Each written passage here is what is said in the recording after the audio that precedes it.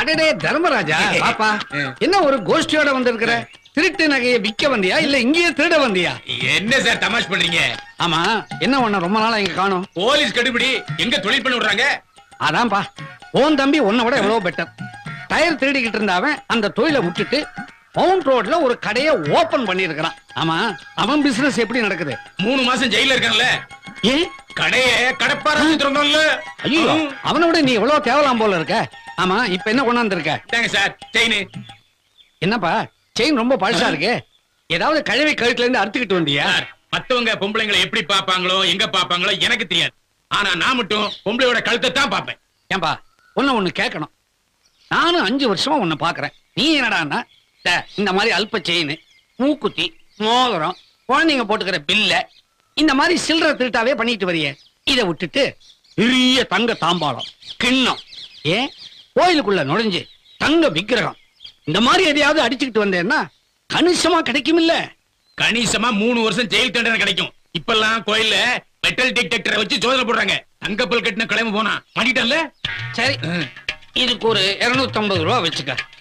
தங்கம் இப்ப என்ன விலை வைக்குது? நீ என்னமோ நகை கடைக்கு போய் காசு கொடுத்து செயினை வாங்கினா மாதிரி இல்ல பேசுற. அவ்வளவுதான் கிடைக்கும். அண்ணா நம்ம வேற கடைக்கு போலானே. தூக்கி போட்டு மிச்சம் வாங்கி முடா. நீ சாதாரண கிடையா. எங்க அப்பன் பாட்டன் காலத்துல இருந்து பரம்பரையா தொழில் பண்ணிட்டு இருக்கேன். நீங்க கொடுங்க சாமி. பரவாயில்ல கொடுங்க. யார் இவன்? உன் அப்ரெண்டிஸா? 3 மாசம் ஆச்சு. தொழில் எப்படி?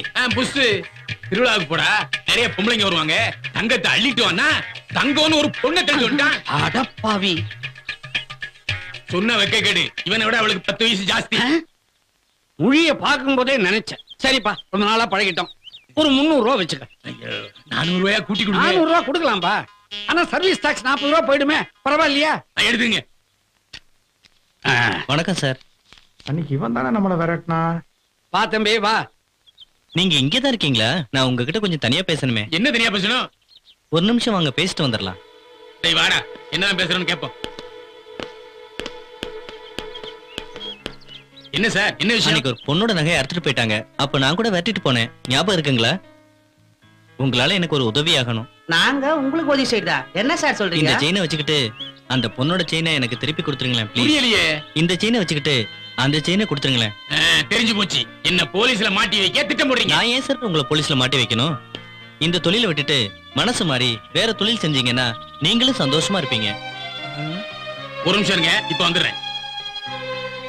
கொடுத்த நகையை திருப்பி வாங்கிட்டு வந்துடுறேன். சரிங்க. எங்க போனாரு? எங்க கூட்டாளிய கூட்டிட்டு நகையானர போயிறாங்க. இதோ வந்துட்டாங்க. இந்தாங்க சார் நீங்க கேட்ட செயின். என்ன சார் சிலுவை போட்டிருக்கு? சிலுவையா இருந்தா என்னங்க? இந்த சிலுவை உங்களை காப்பாத்தும். இந்த சிலுவை குற்றவாளிகளை மன்னிக்கிற சின்னம், தண்டிக்கிற சின்னம் இல்ல. பாழாக்கிக்கிட்டு இருக்க உங்க வாழ்க்கை இனிமே நல்லா இருக்கும். வச்சுக்கங்க. இந்த பொக்கிஷத்தை அவர்கிட்ட கொடுத்துருங்க. இந்த சிலுவைய நீங்க ஒரு நாள் போட்டுக்கங்க, நீங்க ஒரு நாள் போட்டுக்கங்க, நீங்க ஒரு நாள் போட்டுக்கங்க. இந்த சிலுவையோட மகிமைய நீங்களே தெரிஞ்சுக்குவீங்க. சார், இந்த சிலுவோட மகிமை எங்களுக்கு இப்பவே தெரிஞ்சு போச்சு சார். தம்பி, நாங்க ஏராளமான நகைகளை கொள்ளையடிச்சிருக்கோம். போலீஸ்ல மாட்டி சித்திரவதையும் அனுபவிச்சிருக்கோம் தம்பி. சார், இந்த சிலுவையால நீங்க எங்களை மன்னிச்சிட்டீங்க. எங்க மனசே மாறி போச்சு. அண்ணே, அந்த நகை அவர்கிட்ட இருக்கட்டும்ண்ணே. தம்பி, இந்த நகை எங்ககிட்ட இருக்கிறத விட உங்ககிட்ட தான் பாதுகாப்பா இருக்கும். பிடிங்க தம்பி, பிடிங்க.